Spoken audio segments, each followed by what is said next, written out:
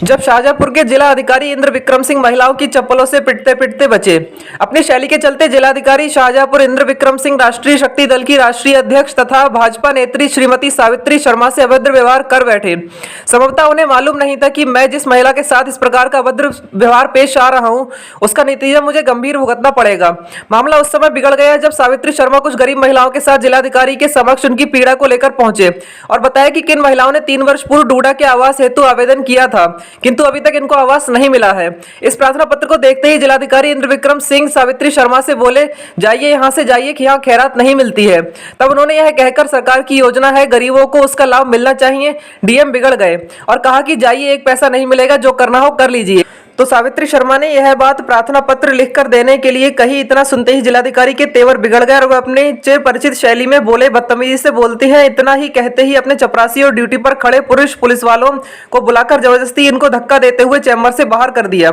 इस प्रकार अपमानित होकर सावित्री शर्मा ने बाहर आकर महिलाओं के साथ जिलाधिकारी के विरुद्ध मोर्चा खोल दिया और जिलाधिकारी मुर्दाबाद के नारों के साथ घंटों तक कलेक्ट्रेट प्रांगण में धरना दिया।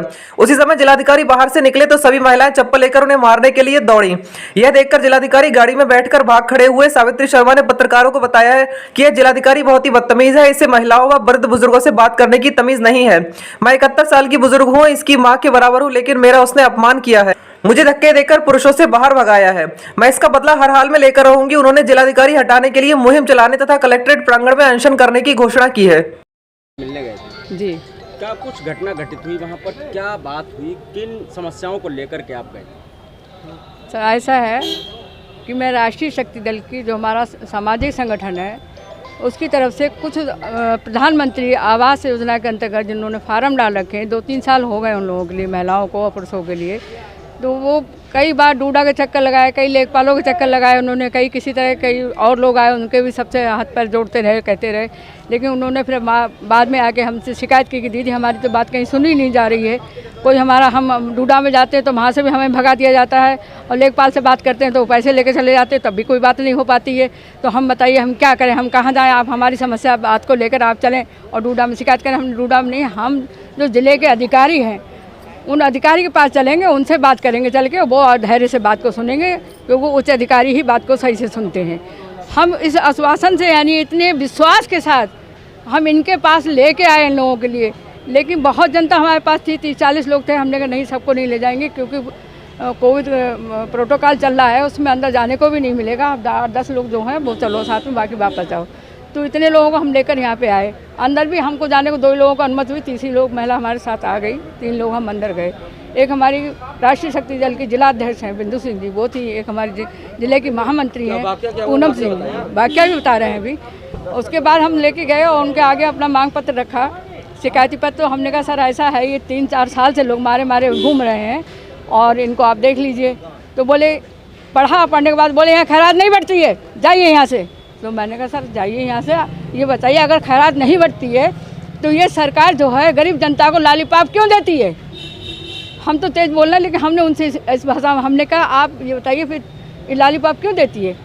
बोले ये समझ के आप चलिए पैसा नहीं मिलेगा। तो हमने सर ऐसा है नहीं मिलेगा, आप इस पर लिख दीजिए जिससे हम बाहर जाके जनता को समझा सके कि पैसा नहीं मिलने वाला है, आप लोग शांति से बैठे, निकालो उस बदतमीज महिला को। तो हमने बदतमीज तो आप ले रहे हैं हमारे साथ में, हम कहाँ दे रहे हैं? ये बात किसने बोली? ये इंद्र कुमार सिंह ने बोली है, जो डीएम है शाहजहांपुर के, उन्होंने ये बात बोली है मुझसे, उनसे ही मेरी सारी बातें हुई हैं। उसके बाद उन्होंने मुझे पुलिस वाले बुला के और जली को अपने बुला के मुझे धक्के मार के अपने गेट से बाहर निकलवाया। 30 साल की राजनीति में मैं हूँ यहाँ पे, आप सब लोग जानते हैं अच्छी तरह से। आज तक कोई ऐसा डीएम, कोई एसपी, कोई एडीएम, कोई भी किसी प्रकार का आज तक ऐसा व्यक्ति मेरे नॉलेज में नहीं आया मेरे जीवन में जो इस तरह की भाषा में बोला हो, वो भी महिलाओं से। आज तक पुरुष से नहीं कोई ऐसी इस तरह की भाषा बात करते। इनको बैठाया तो इसीलिए गया कि अब जनता की बात को सुने, उन्हें संतुष्ट कराएं।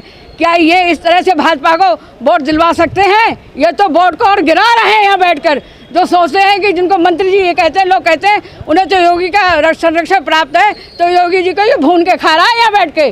तो महिला सुरक्षा की बात करती है भाजपा, तो महिला सुरक्षा की बात करती है, महिला सम्मान की बात करती है। सोचिए मैं 71 साल की महिला हूँ, उसकी माँ के बराबर हूँ। उसने जो बदतमीजी, बेहदी मेरे साथ में जो उल्लंघन किया है, इसकी सजा तो मैं दे के ही रहूँगी इसको। रह सकता है, कभी खुश नहीं रह पाएगा और किसी जिले में ढंग से ये काम कर ही नहीं पाएगा। ये सुनने में आए शराबी भी है, ये अय्याशी भी है, इसके अंदर सारे काम है। इसके अंदर कौन सा ऐसा काम नहीं जो इसके अंदर नहीं है। जो हमें आप सुनने को मिला है, मुझे तो पता नहीं है। मैं तो बड़ा विश्वास है थी कि हमारा डीएम है, हमारे जिले का हमारा अधिकारी है, बेताज बादशाह होता है हमारे जिले का। वो बात को हमारी सुने, गरीब जनता की बात को सुने, आगे बढ़ाएगा, योगी का साथ देगा। लेकिन नहीं, ये इतना गद्दार है व्यक्ति, जितनी सजाएं मिले इसे वो कम है, कम है, कम है।